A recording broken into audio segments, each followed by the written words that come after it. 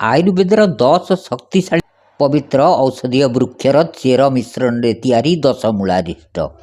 यह केवल एक औषध नुहे बरं यह एक पुष्टिकर टनिक मध्य। आयुर्वेद में शह शह वर्ष धरी यार व्यवहार हो आसुची। जो माने शारीरिक दुर्बलता, क्रॉनिक रोग किंबा प्रसव परवर्ती समस्या पीड़ित से यह एक अमृत समान।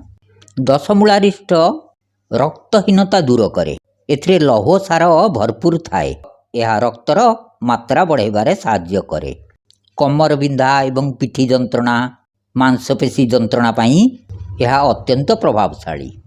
श्वासक्रिया समस्या, ब्रोंकाइटिस, श्वासनलीर संक्रमण, बातरोग, हाड़गंठी बातरोग, आर्थराइटिस पाई, स्नायु दुर्बलता पाई, साइटिका जंत्रणा पाई, हजम शक्ति बढ़ाइबा पाई, कोष्ठकाठिन्य दूर करिया पाई, मानसिक स्वास्थ्य एवं साधारणतः दुर्बलता पाई, स्ट्रेस एवं एंजाइटी दूर करिया पाई, मन मस्तिष्क को शांत रखिया पाई, निद्राहीनता दूर करिया पाई, शारीरिक दुर्बलता दूर करिया पाई यह एक अद्भुत औषध।